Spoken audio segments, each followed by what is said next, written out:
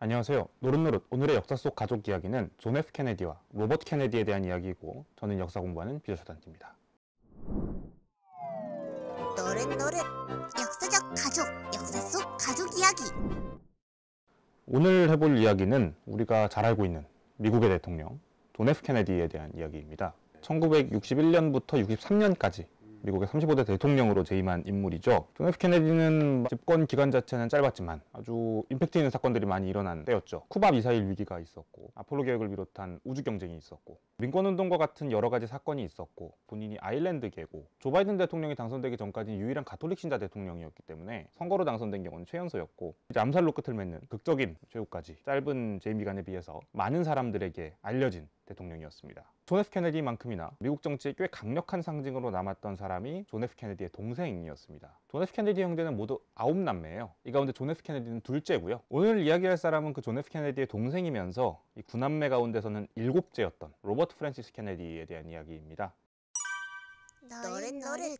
로버트 케네디는 1925년에 태어났고, 하버드 대학교 버지니아 대학교 로스쿨을 1951년에 졸업한 변호사 출신입니다. 1951년에 로버트 케네디가 버지니아 대학교 로스쿨을 졸업하고 변호사가 됐을 때 이미 그 형인 존 F 케네디는 정치권에 있었던 상황이었어요. 존 F 케네디는 1946년도에 매사추세츠를 지역구로 해서 이미 연방 하원 의원에 당선이 됐었습니다. 48년 50년까지 이제 3선까지 했고요. 그리고 1952년에 이 매사추세츠의 연방 상원 의원에 도전하게 되죠. 동생인 로버트 케네디는 1951년에 로스쿨을 졸업하고 그 다음 해인 1952년 형의 상원 의원 선거부터 선거운동을 지원하면서 사실상의 최측근으로 활동하게 되죠. 형이 1952년에 상원 의원에 당선된 뒤에는 상원의 각종 위원회에서 법률 고문으로 활동을 하게 되고요. 상원 의원이 된 존 F 케네디는 차츰차츰 인지도를 키워나갔죠. 상원 의원으로서 미국에서 한창 성장하고 있었던 민권운동 세력과 결합을 하면서 상당한 지지세를 불려나갔죠. 존 F 케네디는 1956년 민주당 애들리 스티븐슨 대통령 후보의 런닝메이트로 부통령 후보에 나가게 됩니다. 현직인 공화당 아이젠하워 대통령이 재선에 아주 넉넉하게 성공했습니다. 하지만 이 선거를 기반으로 낙선은 했지만 존 F 케네디는 상당한 전국적인 인지도를 키워나갔고, 1958년에는 상원 의원 재선에 성공합니다. 그리고 2년 뒤인 1960년 민주당 경선을 통해서 대통령 후보로 선출이 되죠. 존 F 케네디의 당선 이후 로버트 케네디는 35살의 젊은 나이에 법무장관에 발탁됩니다. 사실 동생을 법무장관에 임명한다는 건 지금도 당시에도 분명한 정치적인 부담이 있어요. 하지만 그런 부담을 안고서라도 존 F 케네디는 이 정부 안에 분명한 자기 편을 한 명쯤 만들어낼 필요가 있었던 거예요. 케네디는 어떻게든 대통령의 자리에 오르긴 했지만 그 입지가 넓은 편은 아니었습니다. 의회에서도 적극적인 지지를 받지 못했었고, FBI 국장이었던 에드가 후보와의 갈등은 굉장히 유명하죠. 부통령인 린든 존슨 역시 이제 민주당 내 지지층 결집을 위해서 부통령으로 지명하긴 했습니다만 솔직히 사이가 좋진 않았고요. 이런 상황에서 로버트 케네디의 정부 내 역할은 상당히 중요했습니다. 특히 케네디 대통령이 추진했던 민권법을 비롯해서 이런 법률적인 개혁에서 로버트 케네디가 아주 중요한 역할을 했죠. 1964년, 이때는 이미 린든 존슨 대통령 시절인데, 그때 이제 민권법이라는 법이 입안이 돼요. 그 입안에 상당한 역할을 했었고, 그러면서 흑인 검사들이나 흑인 판사들도 사실상 이때 거의 처음으로 연방법원에 이제 들어가기 시작하죠. 이때 연방 고등법원에 역사상 두 번째 흑인 재판관으로 부임한 서군 마샬은 나중에 역사상 최초의 흑인 연방대법관이 되기도 하고요. 하지만 우리 모두 아는 것처럼 존 F 케네디 정권의 결말은 비극적이었습니다. 존 F 케네디는 1963년 11월 22일 텍사스주 댈러스에서 퍼레이드를 벌이던 중에 총탄을 맞고 사망했죠. 부통령인 린든 존슨이 대통령직을 승계했습니다. 린든 존슨이 대통령이 된 뒤에 로버트 케네디는 1964년 9월까지 법무장관직을 계속 수행했습니다. 1964년 대통령 선거에서는 린든 존슨의 부통령 런닝메이트로 로버트 케네디가 고려되기도 했었죠.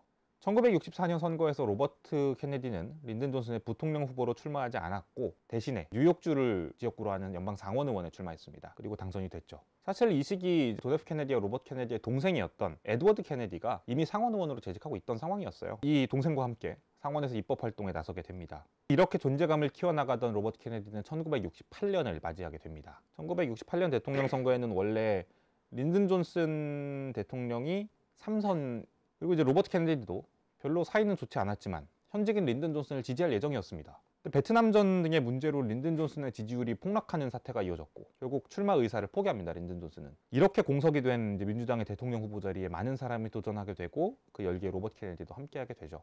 원래는 72년을 생각했는데 린든 존슨이 사퇴하기도 했고, 공화당에는 이 당시 후보로 나서던 게 뭐 닉슨도 있었고, 뉴욕주 주지사를 하고 있었던 넬슨 록펠러 이런 사람도 있었고, 이대로 가면 민주당이 질 것 같고, 지면 다음 선거에 나가기도 사실 어려운데, 현지 가고 붙어야 되니까 앞당겨서 68년에 출마를 하기로 한 거죠. 로버트 케네디는 68년 3월에 대통령 출마를 선언합니다. 형인 존 F 케네디가 그랬던 것처럼 청년층과 흑인, 빈곤층의 상당한 지지를 받았죠. 경선도 순조롭게 이어졌습니다. 캘리포니아를 비롯해서 각 주의 경선에서 승리하면서 민주당 대통령 후보로서의 입지를 견고히 해나갔죠. 하지만 결말은 급작스럽게 찾아왔습니다. 1968년 6월 4일에 캘리포니아 경선에서 승리한 로버트 케네디는 다음 날인 6월 5일에 캘리포니아를 떠날 계획이었습니다. 묵고 있던 호텔에서 지지자들과 인사를 하고 주방 보조원이었던 16세 후안 로메로와 악수를 하고 있던 와중에 8발의 총성이 들렸습니다. 이 중에 3발이 명중했고 근처 병원으로 이송됐지만 로버트 케네디는 다음날 새벽에 바로 사망했죠. 팔레스타인 출신의 암살범은 로버트 케네디의 친이스라엘 성향에 불만을 품었다 라고 증언을 했고요. 형을 따라왔던 로버트 케네디의 삶과 어떤 정치적인 경력도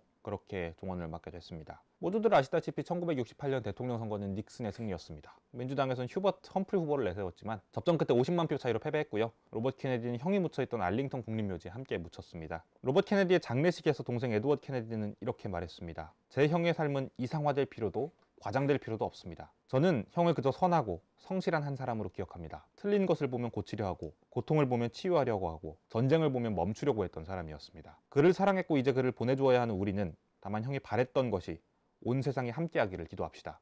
어떤 사람들은 있는 그대로를 보고 왜인지를 의문합니다. 하지만 저희 형은 없는 것을 꿈꾸며 왜 안 되는지를 의문하던 사람이었습니다. 결국 비극으로 삶의 끝을 맞게 된 두 형제의 이야기였습니다. 근데 두 사람의 이름은 여전히 미국 역사에 뚜렷하게 남아있죠. 그리고 미국의 관문공항은 여전히 존 F 케네디 공항이고 미국 법무부 청사의 이름은 로버트 케네디 빌딩이고 2001년에 부시 대통령 때 바꿨습니다. 그 사람들이 만들어낸 흔적이 60년이 지난 지금까지도 누군가의 꿈으로 남아있게 된 오늘을 또 생각하게 되기도 합니다. 노릇노릇. 오늘 이야기 재밌게 들으셨나요? 앞으로도 저희의 이야기와 함께하고 싶으시다면 노릇노릇 구독과 좋아요 부탁드립니다.